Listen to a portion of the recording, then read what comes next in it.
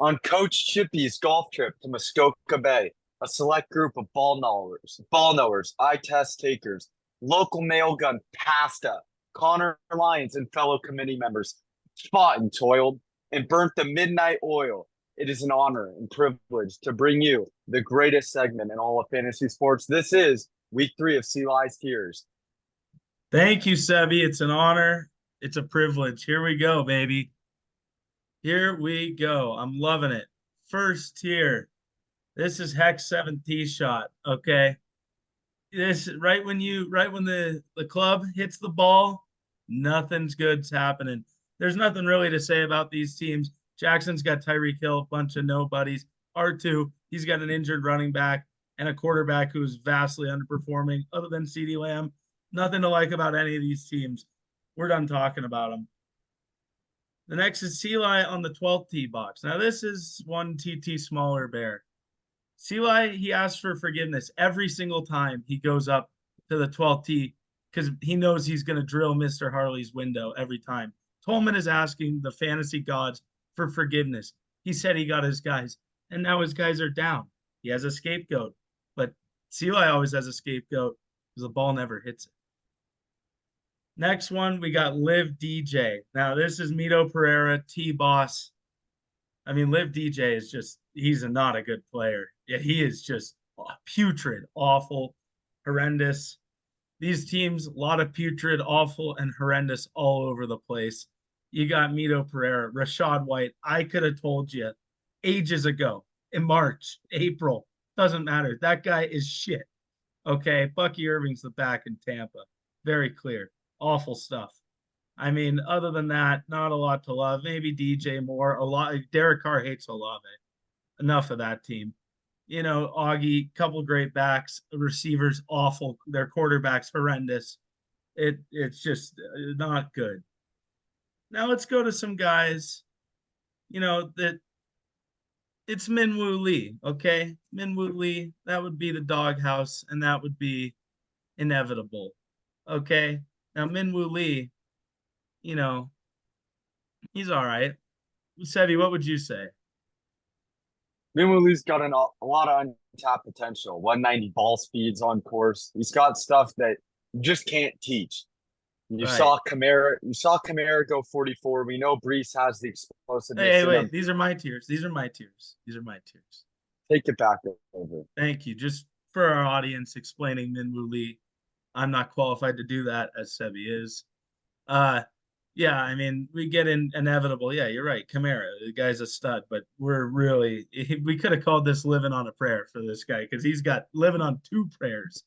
He's got a few of his big guys dinged up. There's a lot of potential in there. We don't know if we're going to see it. Doghouse, very similar. A lot of really, I mean, he's got a bunch of great backs. He's got, you know, he's got some guys. He's got some guys. I don't like Tyler Conklin, but he's got some guys. Next, we're going to the Sebi, which tier is this? I can't see it on my screen. This is poor. It's better than most. It's Oh, better than most. it's better than most. Oh, that's fantastic. You got Witness Greatness, you got Gotham, and you got Hawk Tua. I mean, for Hawk Tua, John, I got the bad team doctor. Eli got the bad team doctor. Struck him down this week with Tua and Cooper Kupp. It's got to move down a tier for that. Gotham really starting to committee is really starting to love Gotham's team a lot. You could have put untapped potential on top of that. Everything's right there. And Witness Greatness, he's got a solid squad, like where he's at. I don't really have much more to say about Wit. You know what? I do have to say that if Jamar Chase gets going, that there's going to be something going brewing for Witness Greatness. I'll tell you that. And this one it's not a fair fight. Okay, these guys, the Caleb Glazers, and the Golden State Gropers. These guys, it's not a fair fight right now. It's just not. They got great teams up and down, a lot of potential. I mean, the Gropers just did some Golden State groping as a guy gets an RB1 for the playoff run. R2 gets a mediocre backup running back. I mean, it's classic stuff. It's well done. That's great managing. And J-Lo picking up Kareem Hunt before he even hits the waivers this week. Generational managing. And some would say glazing at that point. Great stuff. That is the committee's tiers. So now I just did a little sneak peek spoil with Sebi.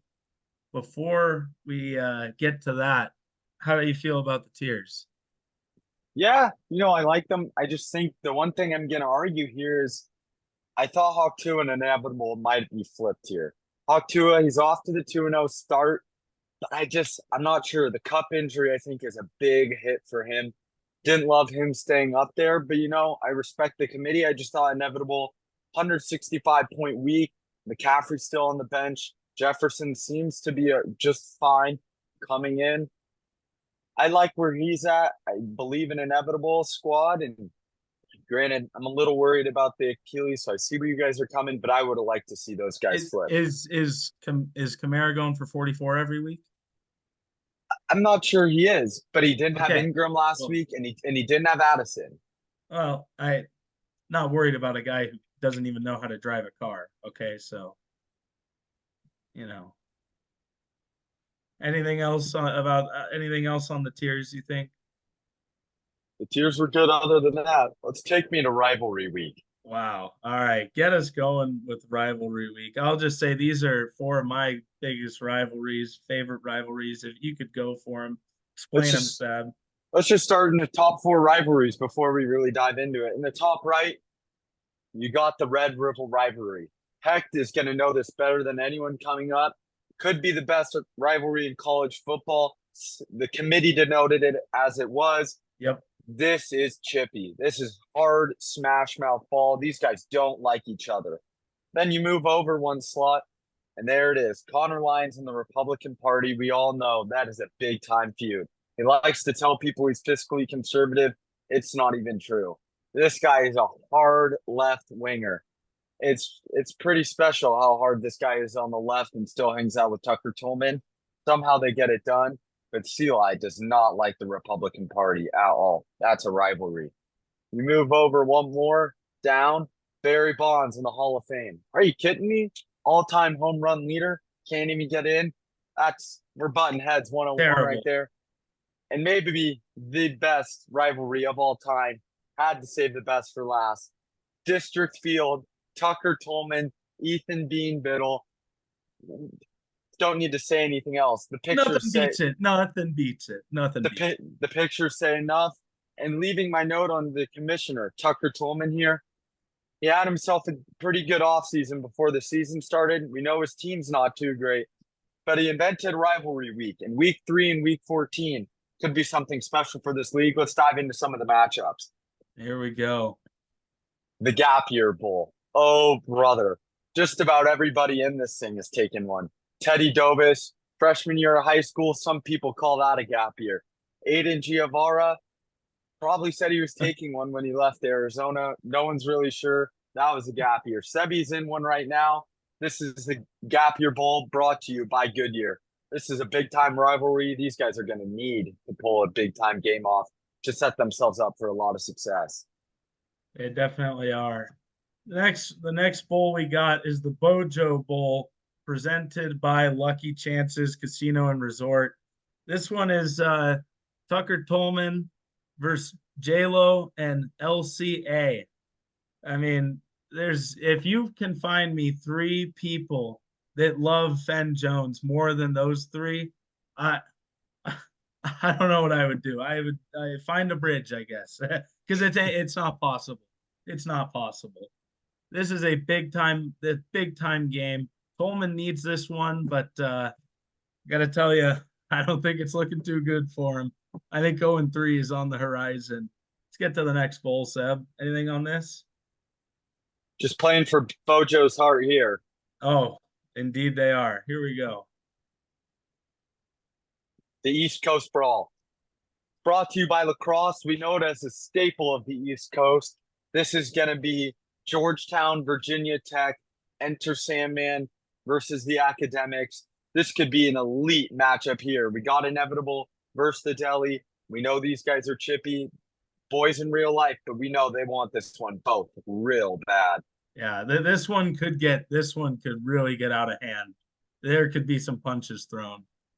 Following the trash talk that manager Jackson Giovara delivered to Connor Lyons in the text chain the other day, telling him to strap up for the long season. He's got a long season ahead of him. He's going to need to strap in before this matchup against rising manager Vikas Baba. Indeed he is. I accidentally spoiled it, but the next one, the lower half bowl, presented by AJ Dillon. This is going to be Sea Live versus Witness. This is the battle of lower halves. Okay, one is just stout, not twitchy, strong, not athletic. The other one, twitchy as could be, lean, mean machine. Never seen athleticism like that. This is all about who's got the better lower half. We're gonna find out on the field this weekend. Is it the run stopper or is it the quick twitch? Who knows? We'll find out. Elite matchup. Anything, Seb? Nothing here. Just you got an immovable object for someone that's just going to keep running. What's going to win? Some never will know. The bulk off. I think we all know who we're talking about here. They've had two elite matchups in the past, two really good matchups. One came down to a kneel. Russell Wilson losing the matchup to a kneel. So that's going to be a pretty good one. We know it's the bulk off. It's R2 versus Augie. One guy's done the bulk and he's won just about every matchup possible. Another guy has done the bulk a numerous amount of times until about September, October hit, and he's hitting the football parties with his boys, and he's totally forgetting about creatine. Yeah. Anything to add there? No, I mean just that I think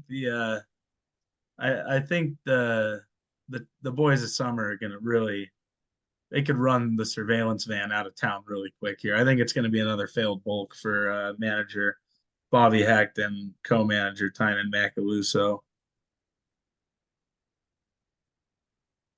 I agree. And now the final matchup of rivalry week, Classy Championship. This is going to be between Casper and Aiden Macaluso. Okay. These guys are all about class, all about class. SoFi, classy, very classy. Some may say best stadium in the league or new stadium. These two guys, classy gentlemen.